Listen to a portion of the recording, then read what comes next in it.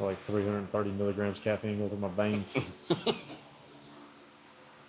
Welcome back to another episode on the Landscaping Podcast, powered by Landscaping Unlimited. If you're watching us on YouTube, you can see a little bit different backdrop. I want to give a shout out to Shay. It was his brainchild, an awesome idea to have a turf wall, and Andrew and Coda for helping us put it up. So that was awesome, and this came together real quick. You're going to see changes coming from 2026 into 2027. This place is going to evolve, and I'm going to capture a lot of behind the scenes. It's going to be cool. If you're listening, you don't know what I'm talking about, you should check out the YouTube channel. You can watch this video. Shay, what's going on, man? How you doing? Not much. It's been a hot minute. I was going to say, the one and only co-host to the Landscaping Podcast. How you been? Been busy. Yeah. So how's the grind been now that you are a licensed general contractor and licensed landscape contractor? You've been getting after it. We're in the growing season, if you will. What's up? Let's get an update from you. Yeah, same as always. A busy day every day. It's just been a lot more, how can we utilize this license and where can we profit, the most by having that license, and searching for other jobs that we can do and making sure we're utilizing it to its fullest potential and not just letting it be a certificate hanging on the wall. So it's been a lot of nights looking at some bids. It's been cool. I love the doors that have been opened from it. A lot of the conversation we've been having on like what we can do and things that are now available to us. Yep. And so we're actually going to dive into new construction today. So it's not that we're jumping into new construction. We're out here building homes for everybody. Yep. But we're seeing a lot of homes being built, and which is really cool. Like the economy, it's like people can't keep up, or the homes can't keep up with the demand for people wanting to buy. Yep. And so a lot of houses are going up. What we're seeing online, especially some of the videos that I was showing you, is like we're seeing new construction happening, and then there's a little bit of weird things going on with the materials that are being used. This, like, what corners are being cut. We were talking about concrete and things like that. And it had me wondering, when it comes to new construction, what do you think the cause is behind some of those videos out there of people saying, like, what happened? I wanted a new home. The home was built, but it wasn't built to like what you would expect a home to be built to. So I'll kind of touch this in a couple ways.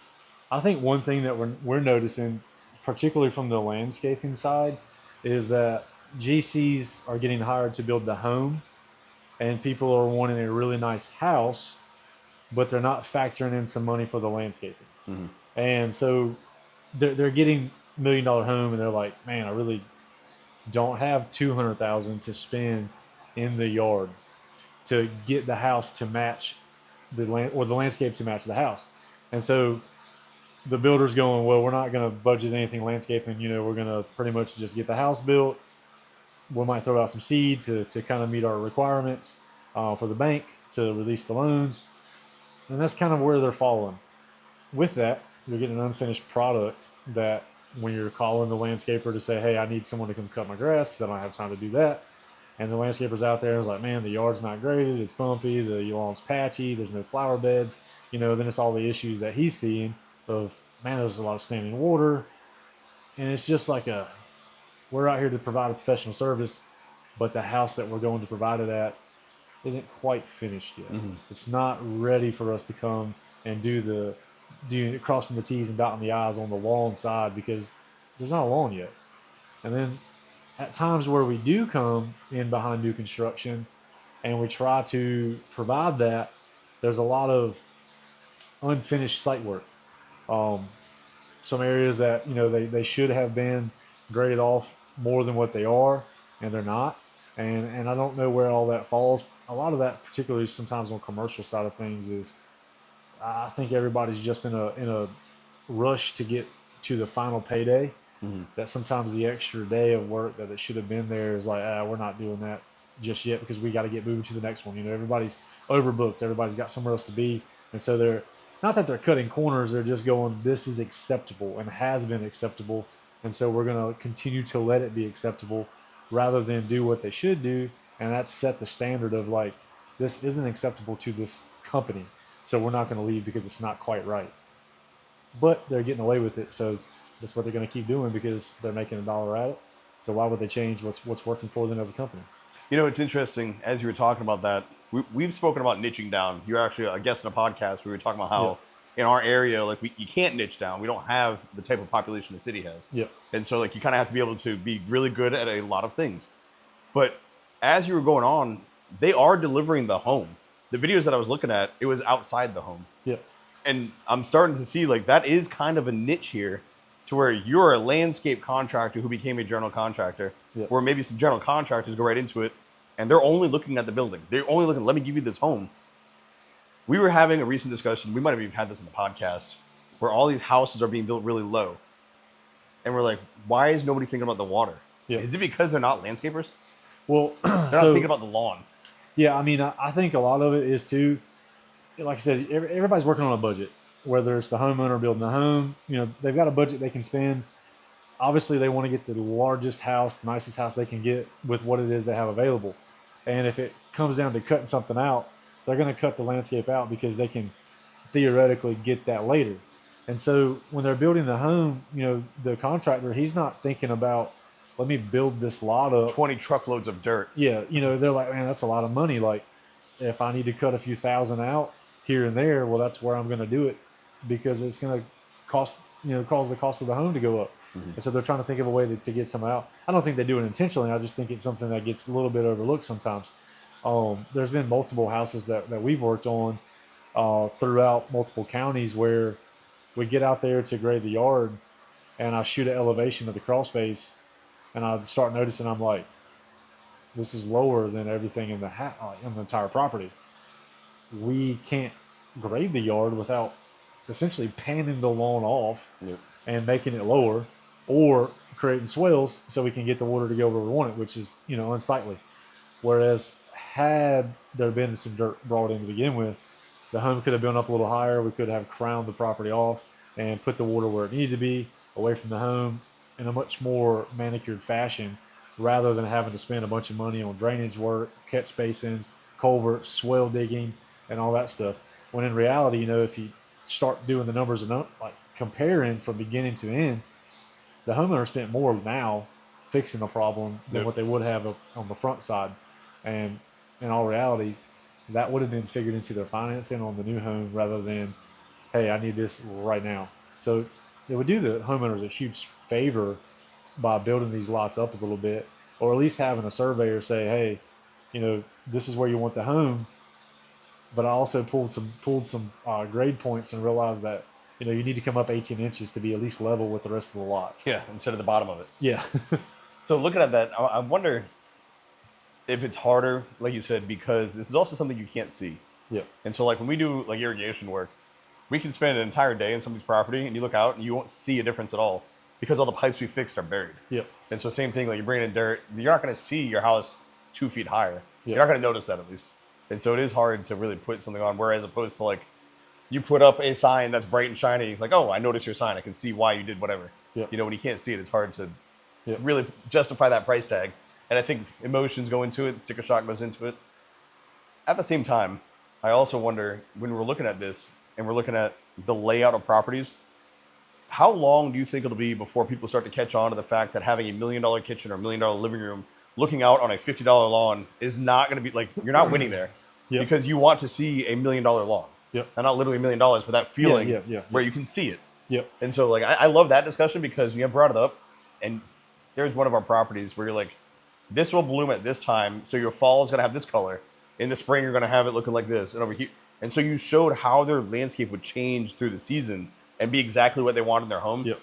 Like we're due for people to start recognizing that. So I think, well, one, the more we talk about it, the more people think about it. Mm-hmm. Kind of like anything, the more awareness you put out on a topic, the more people think about it because that's what they hear, that's what they see.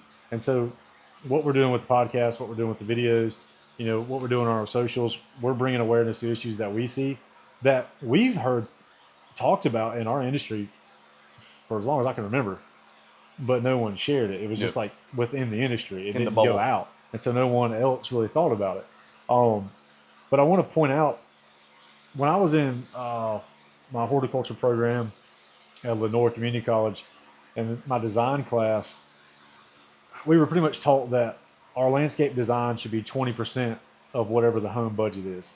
But I mean, for general math, that would make it where a $200,000 home spends $40,000 in the landscape. At the time when I was in college learning that, you're looking at like 2012-ish, that probably would have been a doable budget for a $200,000 home. Mm-hmm. Nowadays, $200,000 new constructions aren't happening. No. They're 450 minimum, going up 750. So it's like you start trying to pull 20% of that to match the home. It's like, all right, now you're asking for a lot of That's a money. big amount of money. And so it's like, that's a lot to put into the landscape. So I can understand cutting that back and not doing a full 20%. I get it. Totally understand that. It's not feasible economically. No one's able to afford that right off the bat. But however, if you've got the nice kitchen and you're looking out the kitchen window, cooking, and you're enjoying your space, you want to look outside and see the camellias that bloom, or see the azaleas or the gardenias or whatever it is, see that nice pretty tree changing the leaf color during the fall. You want to see the different ground covers, underneath the tree, blooming and swaying in the wind. You want to see all that because when you're looking out the window, that's what the window's for, is to see nature's beauty. If when you look out the window you saw bare dirt, you might as well have just hung a picture on the wall there to look at, because guess what? You're not looking at something beautiful. And that's kind of my thought with it. And I know that for me, we were taught in landscape design, you need to know where the layout is of the home. You can paint the picture of the house from the road and go, this will look really pretty from the road. Well, that's cool. That's first impressions. That's for everybody that's coming to the house, and that's certainly important.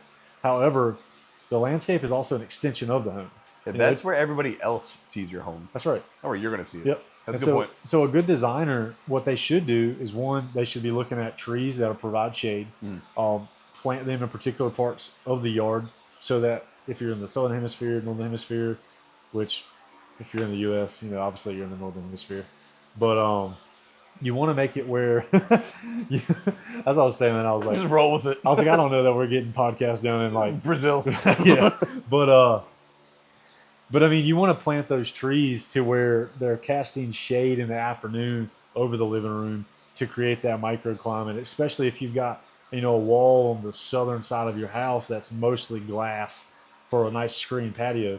Well, in the afternoon, it's going to get hot. So you need to position a tree on the southwest side of your home so that as the sun is setting, you're getting more shade into that, so that you can create a little microclimate in there and actually help your home cool and not make the HVAC system just run constantly in the summer and just overwork itself, because you're going to extend the life of your home, your HVAC system. You're going to want flowering shrubs that are beautiful from the road as well as from the inside of the house. You're sitting there watching Sunday night football or Monday night football, and you're looking out, your kids are playing in the yard. You want to see something beautiful in the lawn while they're playing.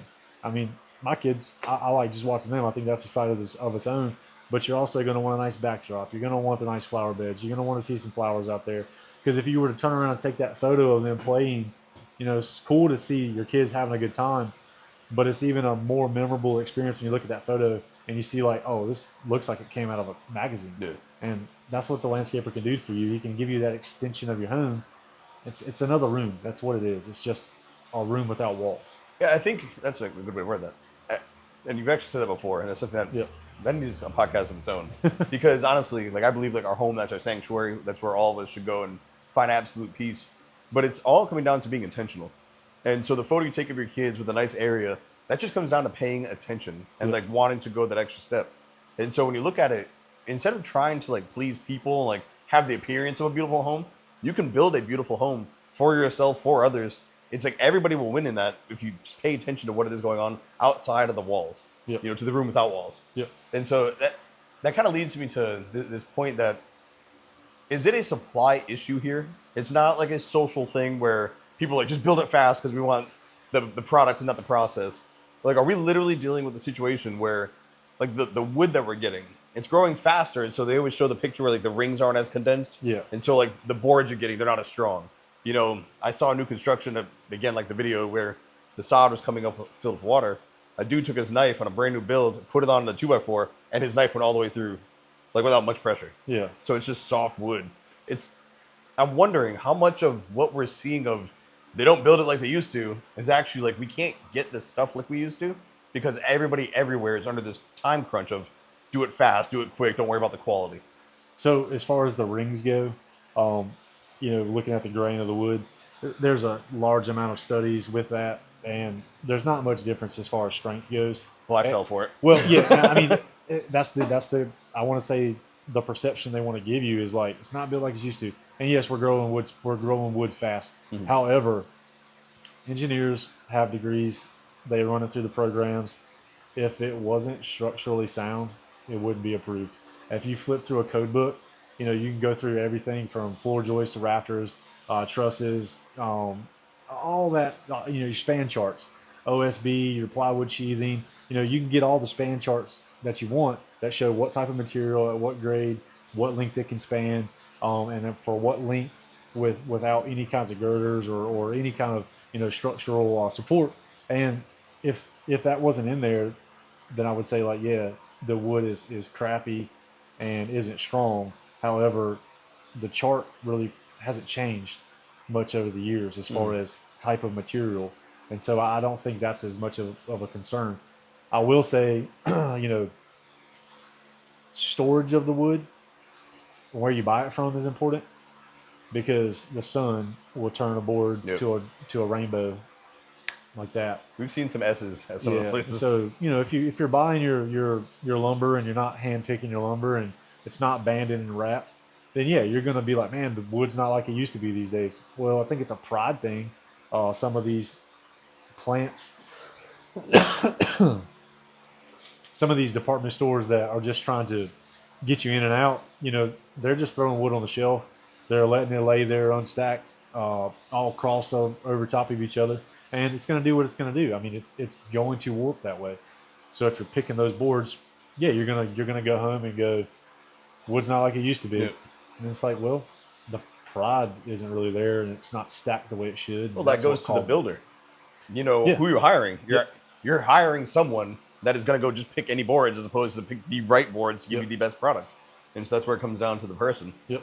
That's right. interesting. Yeah, I mean, I know when our hardware store got built, the builders that built it, they've gone on and kind of split and built their own companies now. But I can remember being little and just them out there taking every board Yep.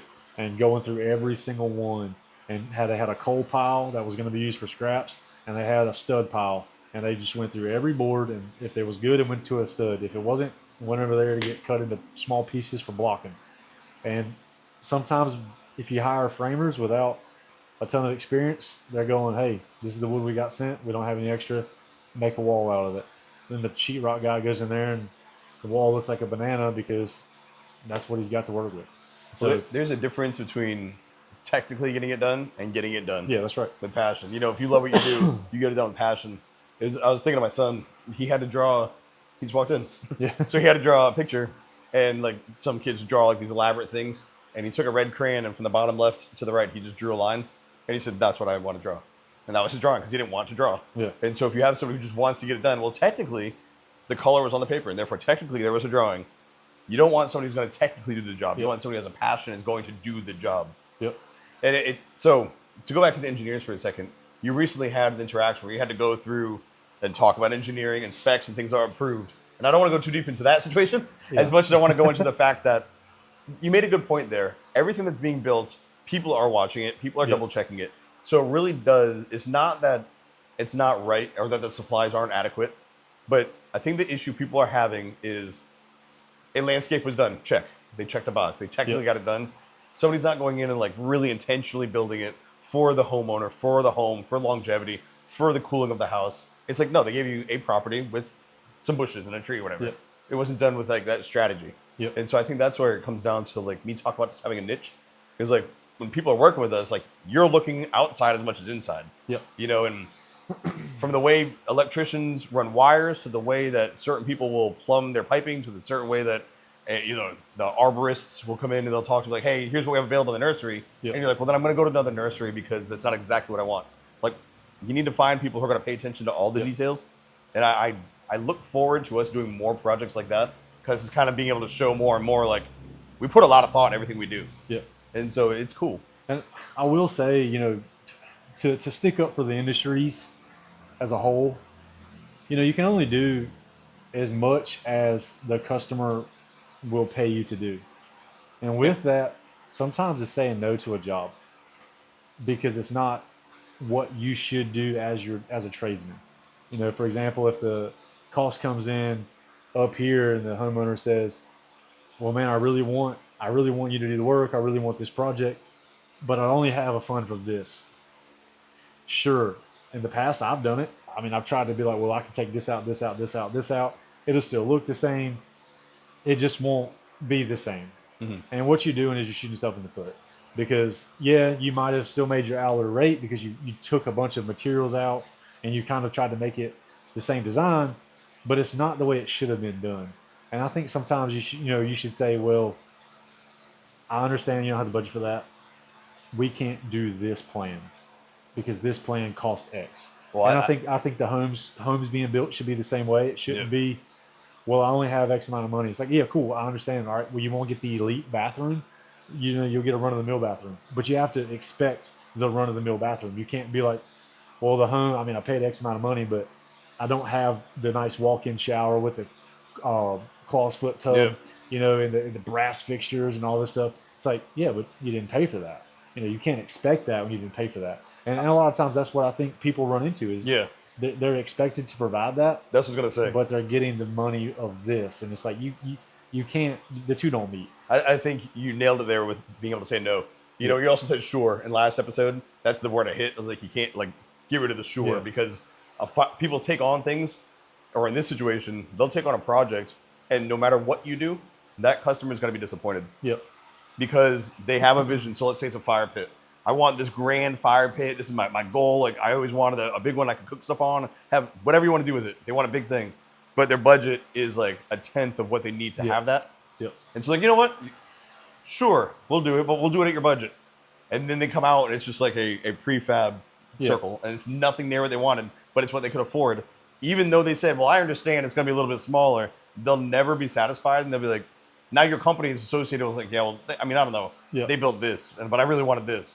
They're not going to tell the story. I wasn't able to pay for that, though. Yep. And that's why I think it's important. It's sometimes a customer will call you and will ask you, hey, what does this cost? And it's like, well, I mean, it can cost a range. I mean, the range is wide. It's a huge window. It's a lot. There's there's a lot of variables in this. And so I think it's important to, when you go talk to a customer, you try to figure out what their budget is. What do they have allocated for this project? Not necessarily like, well, I think this will cost 10 grand, so I got 10 grand on it. It's like, well, no, what do you have in your mind that you want to spend on this project? Yeah. Because that will tell me what to design. That way I don't design something that you fall in love with. Yeah. But then you come to find out, like, phew, that was way out of my budget. Where it's like, had someone knew your budget to begin with, they wouldn't have designed you the $1 million home when you've got $500,000 budget. They would have went ahead and designed you the $500,000 budget home, and therefore you get what you don't get any false interpretations of, well, man, you showed me this really nice picture, but you gave me this. It's so like, you're letting them down by them not being able to do the thing that they like. Things cost money. Yep. Materials cost things. Yep. And it's like, that's the worst feeling in the world when you give somebody something and they're just like, oh. I'm not even talking landscape. I'm just saying anything. In general, yeah. Like you give somebody a gift, and like in your head, it's what it is they wanted, but it's like not. Yep. And so you're like, damn. Like, I've done that with the kids. I've done that with Jackie. Like, I've done that with friends where I'm like, oh, I thought you would love this. And like, I misread the cues, man. Yep. You did not want this. You wanted that, and I just read it wrong. Where in this situation, it's like, I think starting at that point, and this is where money has to not be taboo. It's like, you're paying for a service. Yeah, that's right. We're providing the service, so like, I can design, but you got to say like roughly where we're at with this, because that's that fire pit again. You're not technically gonna get a fire pit. Like, no, I'll build you the fire pit you can afford. Yep. And there should be no strings connected to like shame that you can't afford more, or like embarrassment, or anything that people feel like, oh, like, or you shouldn't try to convince them to bankrupt themselves. Yep, that's right. Like, oh, I got $1,000 budget. Well, this is $5,000. Well, just swipe your credit card, man. Yep. There you go. It's not real money. That's right. Yeah, I know. I'm guilty of it. When I design stuff, I try to be as economical as I can. I try to pick materials, and I try to pick plants that are low maintenance, that don't have a lot of upkeep and a lot of maintenance, because that's cost that's unintended to the project. You're going to pay later. However, I also am guilty of, as I'm drawing, I'm going, man, what would be really cool right here? Yeah. Like, what if we built this? And then I draw it all up and I'm like, this is sick. They're going to love it. They do love it. They didn't love the price tag with it. and so it's like, I almost will design myself out of something because the cost was more than what they wanted to spend. But a lot of that's due to no one talked about a budget before. Yeah. And, money being taboo, it's like, it shouldn't be at all. No. I mean, it's the cost of doing business, the cost of living. It's something everybody has to deal with. We should be able to talk about it. I'm not asking, hey, how much money's in your bank account? Yeah. I'm asking, what do you want to spend on this? And you should be able to tell me what it is you want to spend on it. And it's not, hey, I'm trying to price gouge you and trying to upsell the job. It's a realistic question. It's the only reason I'm asking is so I can design to your budget. I mean, it's unique, the world that we live in, because if you go to Walmart, like the shirt says $10. We can't have racks of front yards. Yep. We can't have 80 fire pits in here for them to sit and choose from. Like, this is this much, this is that much, plus installation. Yep. So the service industry like this, it is unique. Yep. And so in that, it's like people have to understand, you want something that's built to last. I just had a post on Facebook about, there's a myth that cheaper is better. You want to get the guy who can do it the cheapest. That person might not be like taking care of the whole thing. They can technically maintain your yard, but are they doing all the other things to keep your yard safe, healthy, and like longevity wise gonna last, not just look good for that one day? Yep. Cost goes into that. And we've had discussions about this where if you don't think about everything that goes into it, if you don't ask the question, well, why are you so much higher than the other guy? I'm glad you asked. We're gonna provide you with this. Here's where that number came from. And I've seen you do that with clients before, and they're like, oh, okay, cool. Like, I get it. Yep. Yeah, the other dude, you were getting this and not these other things we just gave you. Yep. But they didn't realize that because to them, they're not in the industry. They don't know. And it's like, I recommend everybody, especially bringing it to the new construction, ask the questions. Like, why are we building it this way? Or how is this going to impact us, not having a tree here, or this is all glass room, like a sunroom, but it's like out in the open with nothing around it. Like, ask the question. Or what's it going to look like from this window? Ask the question. Because they're going to sell you this great looking thing from the roadside for that curb appeal. But you are living there. You could be there for decades. Remember, your Christmas morning, you're looking out that window. You're not looking in that window. Yep. 4th of July, your family's coming over. They're on the property. They're not looking at the property. Yep. That's where my mind goes, man. And like, I enjoy all I've learned being inside it. And I also understand like how oblivious I was before. Like, I had no clue. Yeah. Something as simple as mowing a lawn. It's more than just mowing a lawn. And you've definitely probably seen this. Me, I grew up in this industry, so like I've always seen it from my angle. Mm-hmm. I'm pretty optimistic, so I can usually take myself and put in someone else's shoes and see it from their side. But I will say that a lot of times I go for estimating purposes, and they go, well, you're the professional, just do what you want to do. And I'm like, yeah, but I don't live here. Yeah. Like, I don't live here, you do. So I need to know how you're going to use the space. Always and the first I know question. we've had that conversation multiple times. You went and looked at a job, and I remember texting you. I said, ask how he's using the space, because that changes the design. 100%. Like, that's what the design's built off of. And you sarcastically I wasn't gonna bring it up. Yeah, like, I pay attention, man. I'm not a rookie. I know the question to ask. But a lot of times, it's like you design these beautiful structures, but they're not usable. Homes a lot of times are built the same way. It's like, cool, these are perfect, beautiful homes, but the person that moves into it is like, this is a wasted foyer. Yep. It's like not the way I want to use it. So if you're building a custom home, it's like it's got to be designed for your use. All your utility closets, stuff like that. I mean, they need to be where they need to be for the utilities to work. However, they also don't need to be eyesores and in ways of you using the house the same way the landscape is. If you're not going to use the patio to entertain or to come out and use the fire pit, and you're going to spend a lot of time on your porch, well, you don't need the fire pit. Let me design you something else. Unless you just want it. I mean, I'll gladly build it, but if you're not going to use it, tell me how you're going to use the property, and I will design you something for your use, because that's what I want to do. I want to provide an outdoor oasis. So I want it to be something that is for you, not just for the photo. Yeah. We love the photos because we love showing it. 100%. But I also want it to be a usable landscape, and that's, like I said, it's an extension of your room, so the landscape needs to be usable. So to bring new construction full circle, get comfortable saying what it is that you need. Yep. Get comfortable, putting yourself into it. I think that's something people aren't comfortable with. And maybe that's another part of this being a unique industry and that we are asking. Yep. Or at least how we run it. Like, that's the question. Like, how are you going to use this space? Because we can build from there. You got young kids running around? Cool. We're not putting a cactus over here. Yep. You got a bunch of pets? Cool. We're not going to put these things over here that can easily break. Yep. There's a lot of things we'll cater it to. And so if you're looking at new construction and you're going into it wanting your landscape done, a new home, whatever it is that you're doing, insert yourself into the process to make sure they know, and don't just accept things. Because again, you're not going to be satisfied because technically they built you your new construction, but what they actually didn't do is factor you into it. And so get to know your builder, have the conversations, really let them know, and then let them do their job. Once you tell them everything, let them just do their job, and they will bring that all to life. And so don't start changing what you want after you see it. Like, you got to tell them, here's my vision. And they go and they build your vision. You're like, oh, you know what? Let's change that because I've had a new vision. It's like, you need to know what you want.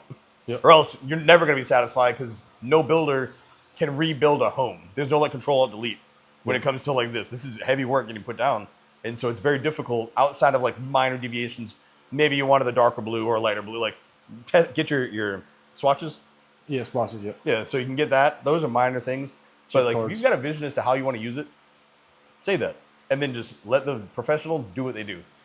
Yeah, I think key takeaway on this, and I think any landscape contractor, irrigation contractor, building contractor, anybody that provides a niche service, builds something for a consumer, you have to understand change orders.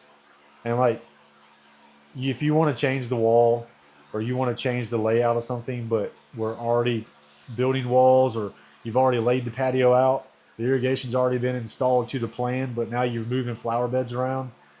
Well, guess what? The irrigation's got to get moved too. You have to understand that comes with a cost. And you have to understand that there's a time to change those things, and there's a time where it's going to cost you more. No. They all have to be put in order that way. And when an extra cost comes of it and a change order fee is issued to you, you have to understand there was a lot of time involved with that. It's like there's no control alt delete, and we're builders. We built it. So yeah, we can take it apart and rebuild it, but it's not at no expense. Yep. There's materials that are now wasted. There's time and labor that was spent that you're now deleting, and now you're putting back.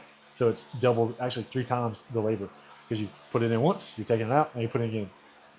So it's a lot of things that happen, and you have to be willing to pay for that as a consumer, because no one's labor is free. No, nobody's. And so if you've enjoyed the episode, drop a comment, let us know, hit the share. And if you are somebody in new construction, you have questions and you want to discuss, how would you go about asking this, or how would you present it, or kind of what's the terminology, we love talking shop. And so hit us up, we'll have that conversation. And if you haven't done so already, make sure you drop a review. If you're enjoying this, we're going to continue bringing it out. You're not getting charged for it.